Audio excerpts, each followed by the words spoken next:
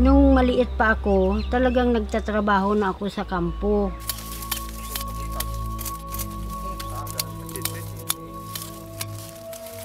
Ako ang nagpalaki, ako ang nagnanay, tatay sa aking 6 na anak na puros babae. Lahat-lahat na ginawa ko para mapag-aral ko lang ang mga anak ko kasi hindi ko gusto na sumunod sa akin na hindi nakapag-aral. Ang tatay ko may sakahan eh. Hiniram lang yun ng landowner sa tatay ko. Kasi ang tatay ko hindi nakapag-aral. Kaya madali siyang ng landowner. Hiniram na dahil taniman daw ng tubo dahil mabinta ang asukal. Ipinahiram naman ng tatay ko. Na alam namin na may car pala, hindi na niya binalik.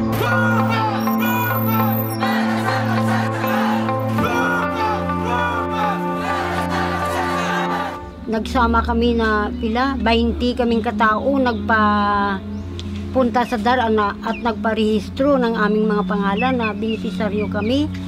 Nang malalaman ng landowner, yun, tinanggal niya kami kaagad sa trabaho. Ako ang una, pumunta ako sa libur. Inanalo yung kaso namin sa libur dahil illegal yung pag-dismiss niya sa amin eh. Pinaglaban namin talaga kasi may karapatan kami bilang tao sa Sinda na magkaroon ng lupa. Kaya lumaban talaga kami na lumaban.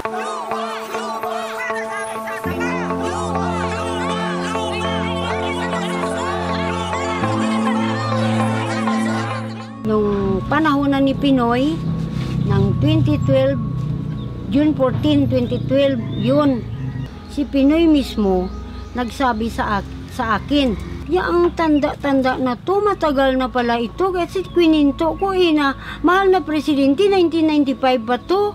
Hanggang ngayon wala pang kung talaga bang magkalupa kami o hindi. Dahil may karapatan kami, dahil trabahante kami, inijik kami, pero hindi kusang loob na umalis.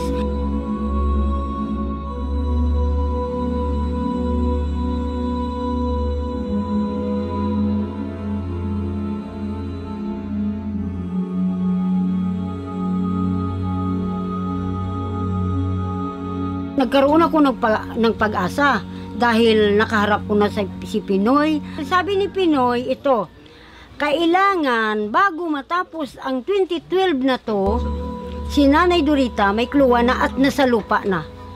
Pero hindi pa. Hindi pa.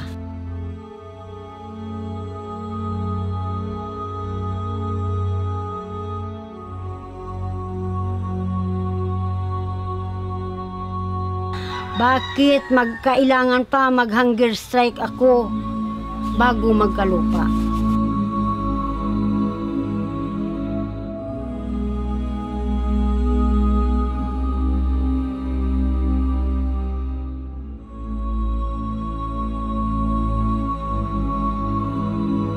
Nabigyan niya kami 5 hektarya lang. Hanggat ngayon, 5 hektarya. Wala namang suporta sa amin. Kung kami lang ang tao diyan na hindi nila pinapasukan ng mga taga-ibang barangay, ibang asinda, sapat na sa amin yan kahit tag-iisang hektarya lang. Dahil 126 hektaryan eh. Tingnan mo, iba ang kumukuha ng bunga ng prutas ng mga tatay ko doon. Sa dami kong apo, gusto ko talaga makatulong eh. Kaya gumagawa na lang ako na magtitinda diyan sa sa harap ng simbahan. Para pag ang apo ko humingi ng pira sa panggasto sa eskwelahan, mayroon akong kukunan kahit kunti lang. Yun ang dahilan kung bakit na kahit matanda ako, nagsakripisyo ako.